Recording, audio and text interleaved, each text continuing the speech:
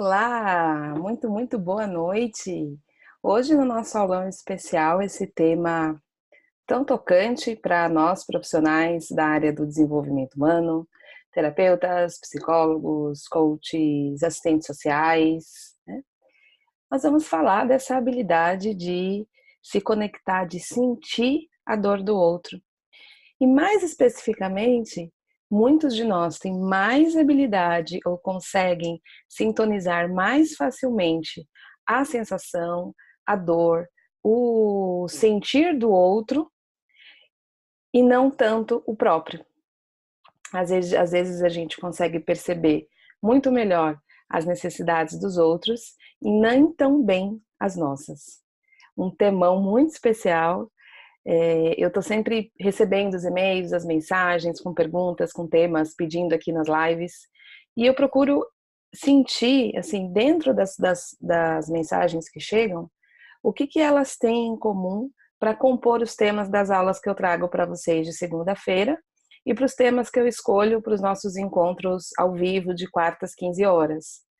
E esse tema tem se tornado bastante presente nessas conversas e nessas trocas, aqui pelas redes sociais ou através dos e-mails, em especial do ponto de uma dificuldade de reconhecer a própria necessidade, o saber o limite, saber o chega, saber o não, saber o pode, e ao mesmo tempo consegue fazer mapeamentos bastante precisos, percepções muito precisas do outro.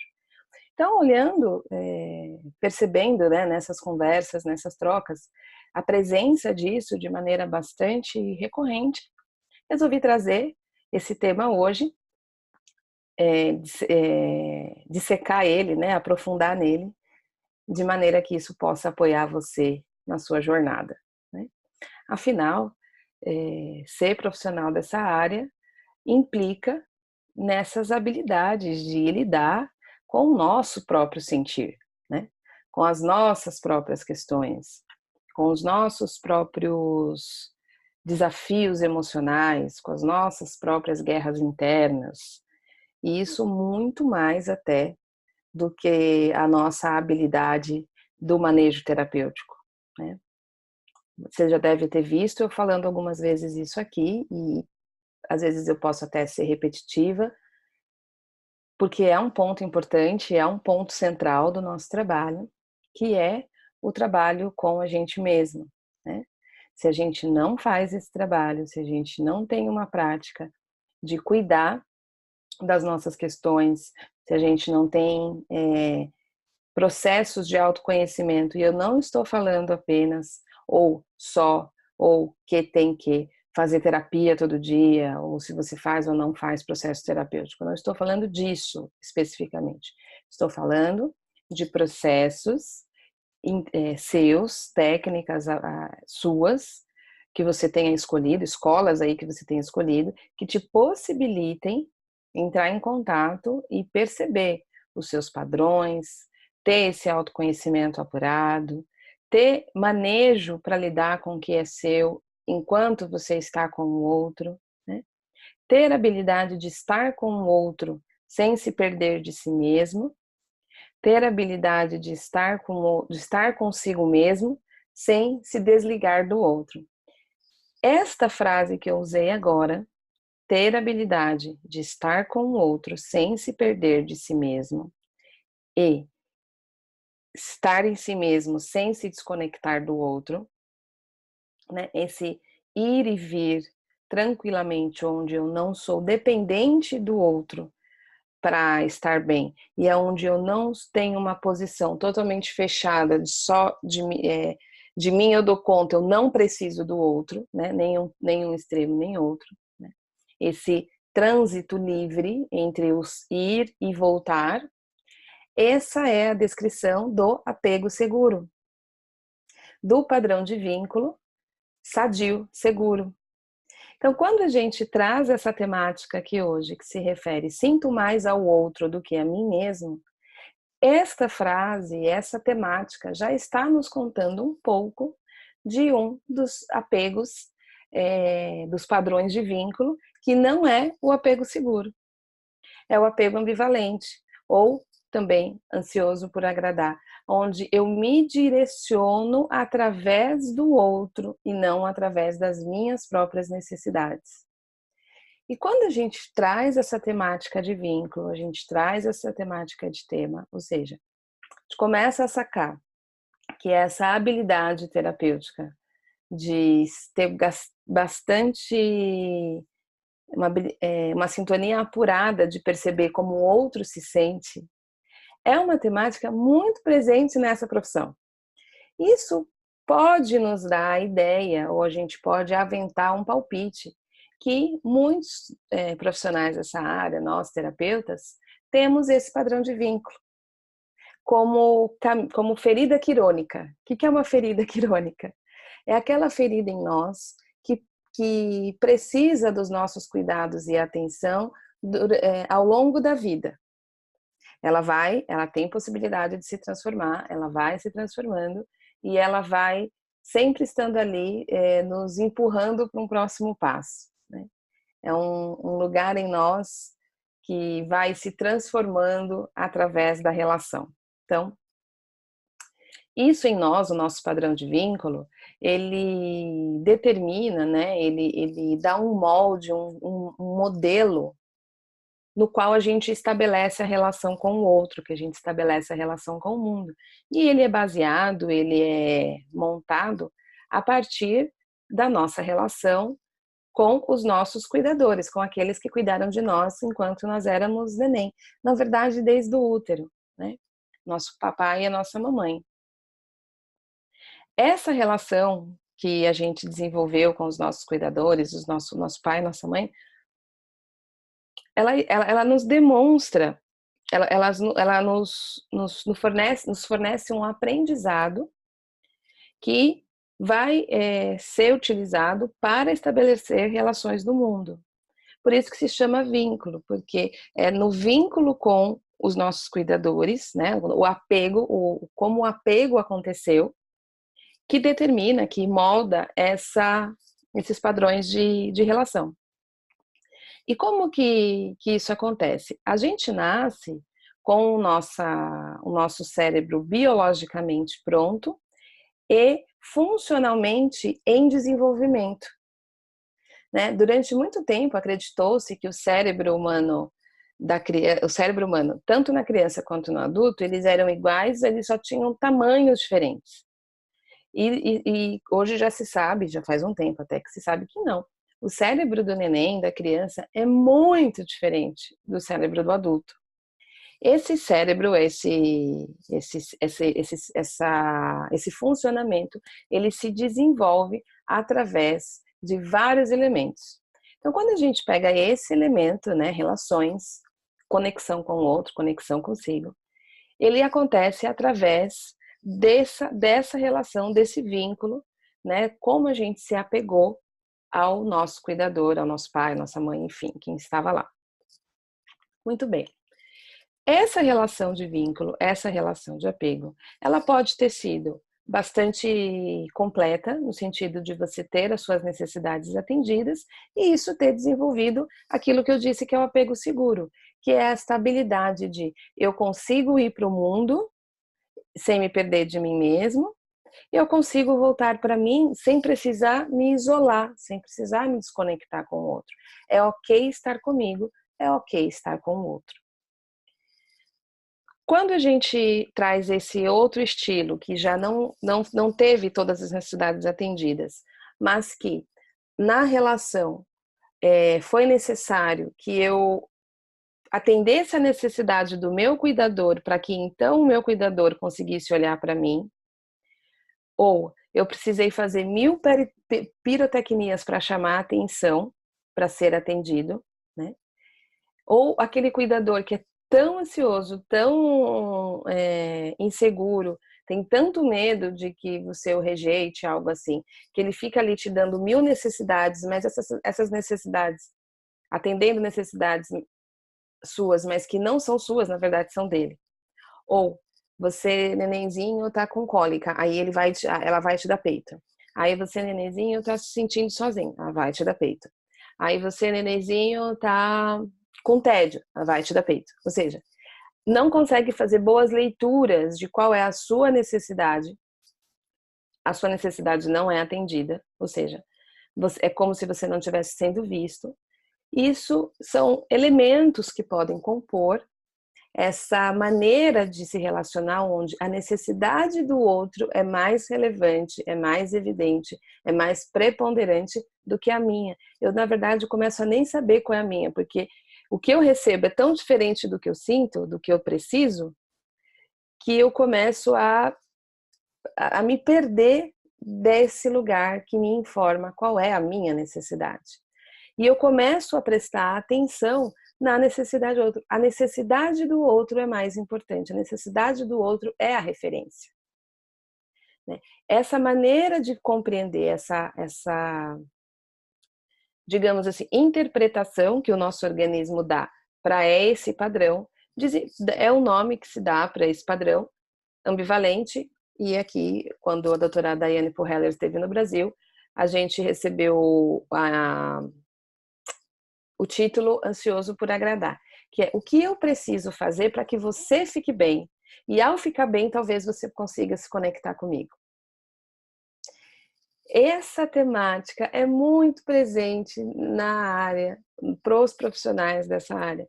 Por quê? A gente ficou tão bom nisso, tão bom em reconhecer a necessidade do outro, que a gente acaba tendo facilidade em se conectar com a necessidade do outro.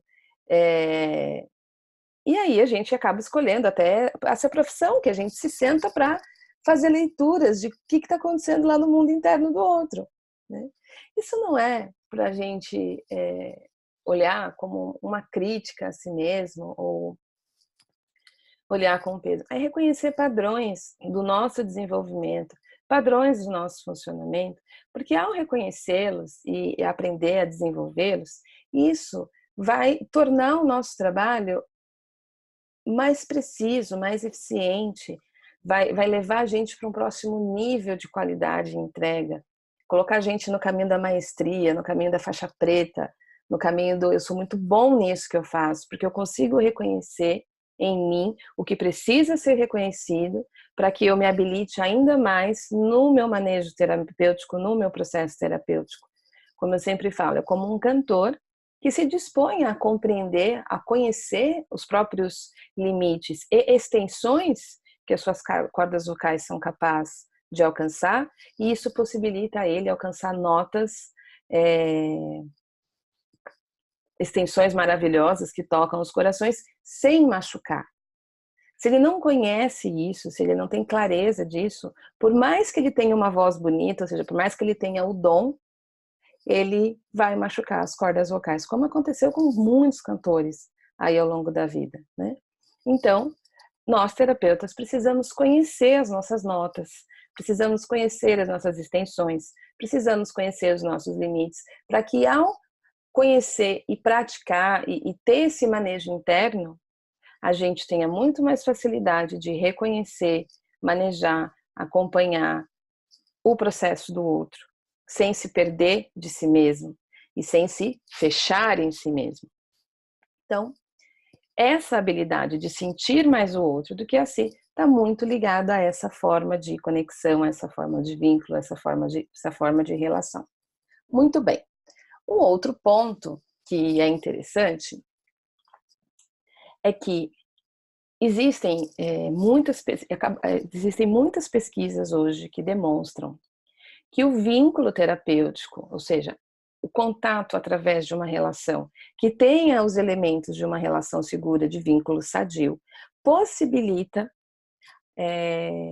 o manejo do processo terapêutico que vai fornecer a cura, a transformação dos padrões de vínculo que o cliente está trazendo e que podem ser a origem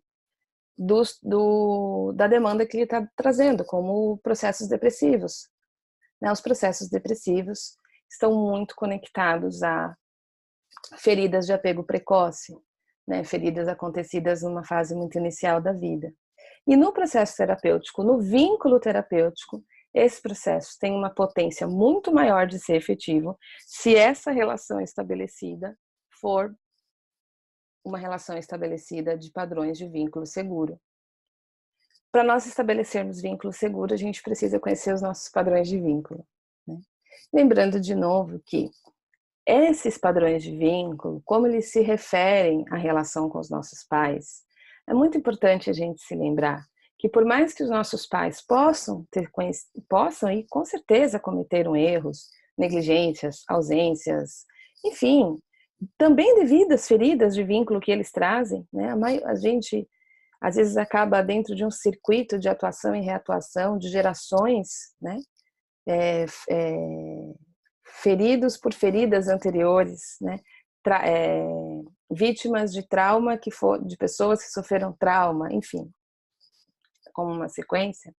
A gente também precisa lembrar que a maneira como a gente recebe as experiências da vida e a maneira como a gente vai alquimizar elas em nós mesmos, que as interpretações, os aprendizados vão acontecer, não é uma coisa linear, não é uma coisa, se aconteceu A, a pessoa vai sentir B. Tem um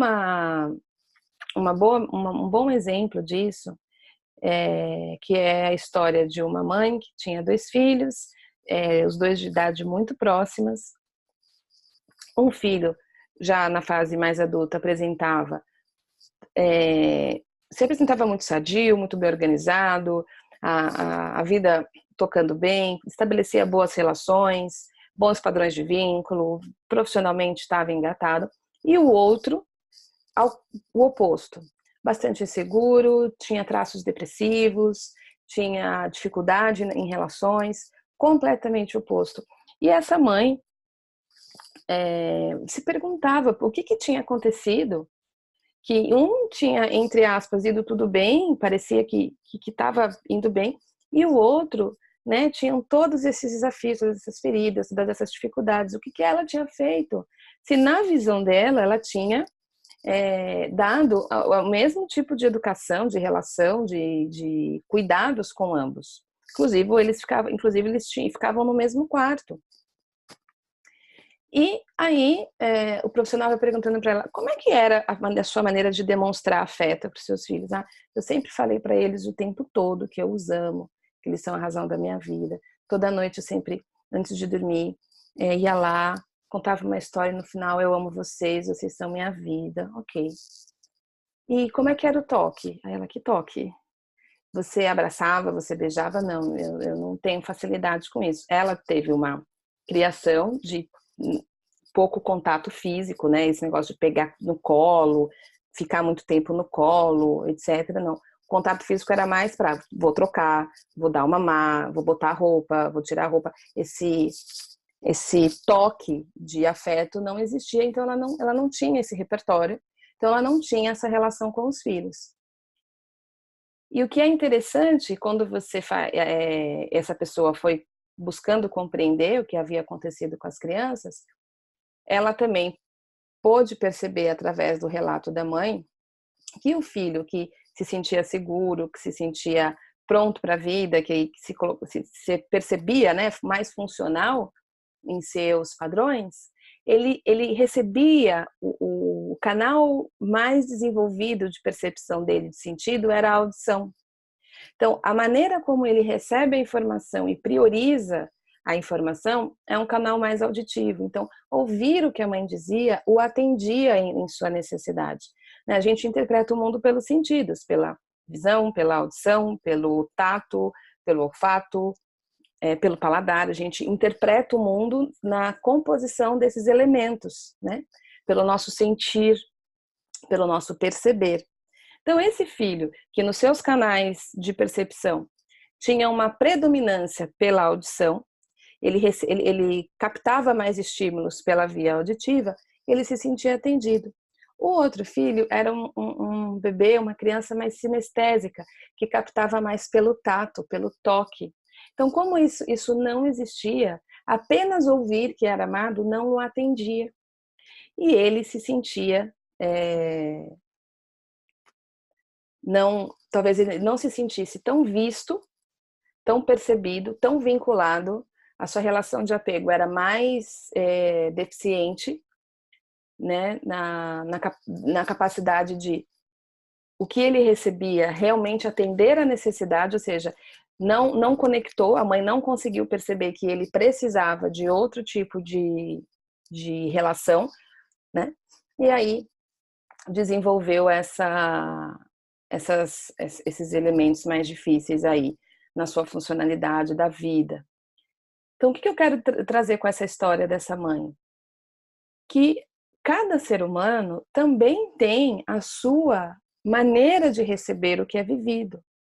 Então, às vezes, a maneira como eu recebi a relação, às vezes não, somando, como os meus pais me deram afeto, mais, né, com a fórmula, mais, a maneira como o meu sistema, o meu organismo, as minhas predisposições recebem e alquimizam isso, é que resultam naquilo que a gente vai perceber como os nossos padrões.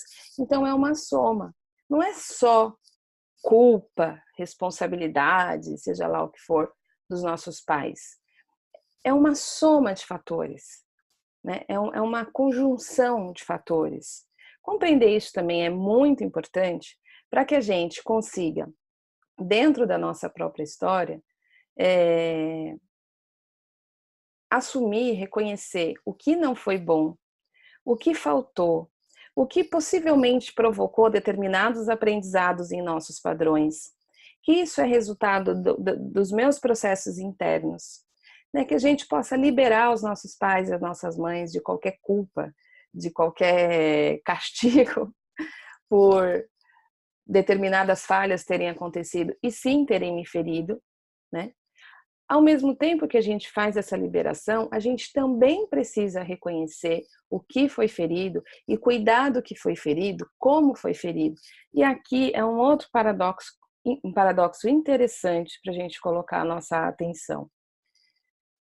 Se você passar e pisar no meu pé e machucar o meu pé, e você me pede desculpas, o fato de você me pedir desculpas me possibilita liberar você, dizer, ok, eu desculpo você, mas não me libera de dar atenção suficiente para o meu pé se curar.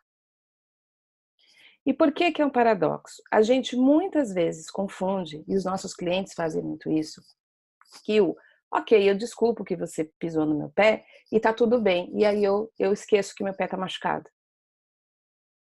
Não, eu posso desculpar, eu posso reconhecer que foi sem querer, eu posso dizer ok para você e eu preciso dar atenção suficiente para o meu pé, para que ele possa receber os cuidados necessários do que foi machucado.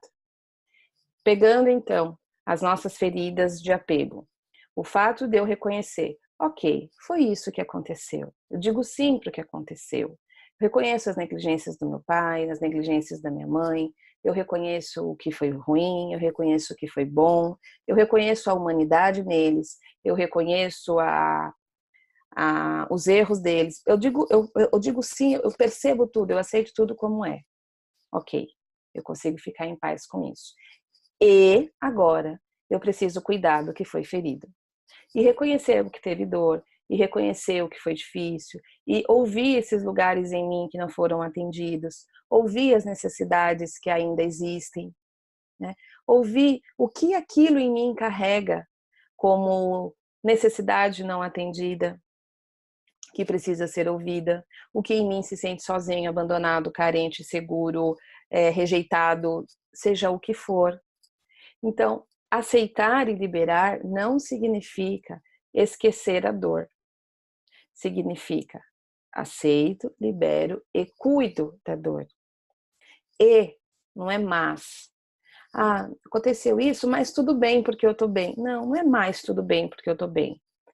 Aconteceu isso foi difícil e eu me sinto bem e eu reconheço que esse lugar em mim precisa da minha atenção. E aí eu volto a minha atenção para esse lugar. Então nós, profissionais dessa área, temos a tarefa ou o trabalho mesmo de cuidar desses lugares em nós que se referem a padrões de vínculo, que se referem a padrões de apego, para que a gente possa oferecer padrões de vínculo terapêuticos top 10, top master, porque esses padrões de vínculo possibilitam para os nossos clientes a possibilidade de também começarem a transcender os padrões que eles trazem, porque no final, gente, a gente está falando sempre de vínculo. A gente sempre está falando dessa capacidade, dessa possibilidade humana de se conectar com o outro e voltar para si mesmo, estar bem consigo mesmo e ser capaz de viver a relação.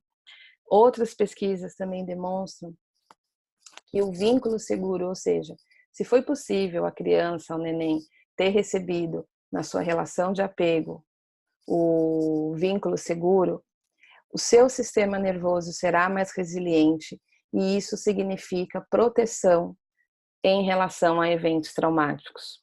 Eventos traumáticos só se transformam em traumatização se o nosso sistema nervoso não foi capaz, não foi possível para ele atravessar o evento, completando o ciclo de ativação e descarga. Um sistema nervoso resiliente é o sistema nervoso que consegue estabelecer respostas de defesa num evento que é impactante, rápido, intenso, e ele tem uma resposta ativa de defesa, e depois essa resposta ativa que gerou toda uma carga no corpo para poder se defender, para poder lutar, para poder fugir, para poder congelar se necessário, dissociar, e depois descarregar toda essa carga e voltar para o seu estado basal, se o nosso organismo consegue fazer isso, mesmo vivendo eventos traumáticos que fazem parte da vida, eventos com eventos com potencial de trauma, não acontece a traumatização se esse ciclo se completa. Mas se esse ciclo não se completa, aí a gente tem a traumatização, que é essa carga residual que permanece no nosso sistema nervoso, que permanece na nossa fisiologia. E quando a nossa fisiologia está desorganizada, em especial nos nossos troncos mais instintivos, reptilianos, que é a base do nosso cérebro, de baixo para cima vai desorganizar o resto, que vai desorganizar a nossa emoção, sistema límbico, que vai desorganizar a nossa cognição, a nossa percepção de mundo, que aí a gente estará falando de crenças e outras esferas, né? Então não adianta a gente falar só de pensamento se a gente não olhar a fisiologia. Então, essa fisiologia, quando é desenvolvida nesse potencial, possibilita a gente estar mais protegido de traumatização, porque a nossa capacidade de processamento, a nossa resiliência está mais pronta e disponível. Quando isso não foi possível e a gente não desenvolveu padrões de vínculo seguro e a gente desenvolveu padrões já de estresse, seja pelo vínculo ambivalente, a gente falou hoje só do ambivalente, ainda tem o vínculo evitante e o desorganizado, que são outros padrões de outros tipos de relação. Uma que a criança se sente completamente não atendida, não, é como se não tivesse ninguém lá, e ela desenvolve um padrão de mim eu dou conta. O outro desorganizado, muito ligado a feridas de abuso emocional, psicológico e uma série de abusos, que traz para a pessoa um jeito de se relacionar onde eu não percebo o que é perigoso, me conecto numa relação tóxica e não percebo. Então, esses são os outros dois estilos, né, que já foram mapeados. Então, essas outras formas, elas já têm em si mesma grande carga de estresse, né, porque necessitam de uma atitude muito ativa e muita energia para conseguir se sustentar, e isso abre as portas para ser mais vulnerável, mais suscetível à traumatização. Trazendo a nossa percepção psicoterapêutico, se na relação com o terapeuta, no manejo terapêutico, a pessoa começa a desenvolver caminhos internos de apego seguro, de desenvolver a capacidade de se engajar com o outro e se sentir ok, se engajar em si mesmo e se sentir ok, isso também vai criando essa possibilidade de um sistema nervoso mais resiliente, possibilitando ela transformar aquilo que ela está trazendo como questão, possibilitando mais resiliência para a vida, para os eventos que continuarão desafiando nossos clientes, pois a vida tem os seus desafios, trauma faz parte da vida e transcender trauma também, tá certo? Uau, que temão, né? como esse tema fala com a gente, vínculo, apego. Essa é uma das minhas paixões, eu amo estudar essa área.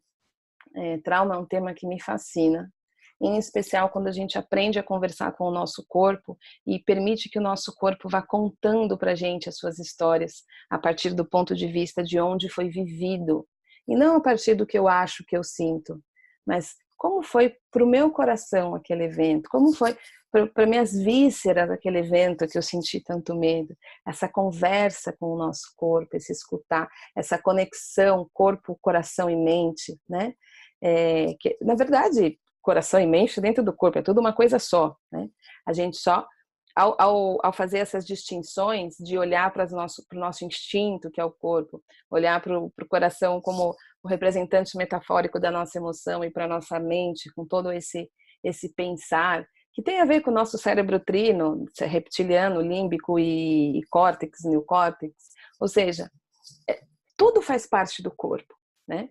E quando a gente percebe essas nuances, essas instâncias diferentes, a gente entende que a gente precisa aprender a integrá-las, estabelecer conversas que gere o senso de integração que nós somos, né? E esse senso de integração é o que a gente muitas vezes sente falta e por isso acaba vivendo guerras internas. E são essas guerras que nos visitarão no nosso consultório, nos nossos treinamentos, nos nossos atendimentos, que nós assistiremos na fala dos nossos clientes. Então nós precisamos aprender a estabelecer essa conversa, esse senso integral em nós, para que a gente apoie as conversas e o retorno ao senso de integração que os nossos clientes buscam através do nosso trabalho. Então, olhar para essa habilidade em nós, que muitas vezes nos dá mais referência do outro do que em relação a nós, nos convida a olhar para todo esse histórico dos nossos vínculos, dos nossos padrões de apego, e é uma temática muito bonita, que nos leva a falar também do crescimento pós-traumático, que é um temão que está vindo aí nas próximas aulas, e que com certeza você vai se encantar dentro dessa visão que eu trago, né, da conversa com o corpo, da focalização e do idioma que o mundo interno fala. Combinado? Então a gente se vê nessa quarta-feira às 15 horas ao vivo, na nossa live. Não deixa de acompanhar, né, por todas as redes. Se ficar com alguma dúvida ou tiver um tema, lembra sempre de me escrever no atendimento @cecilialaureano.com.br ou aqui mesmo pelas redes sociais, que eu vou continuar trazendo esses temas para a gente refletir juntos e continuar crescendo para o nosso próximo nível, né? Em direção à nossa faixa preta, aquilo que a gente ama fazer e a gente pode conquistar a maestria à medida que a gente se entrega para o processo que qualquer processo de crescimento nos pede. Combinado? Lembrando que hoje saiu aí o meu e-book, Terapeuta de Si e então de outras pessoas.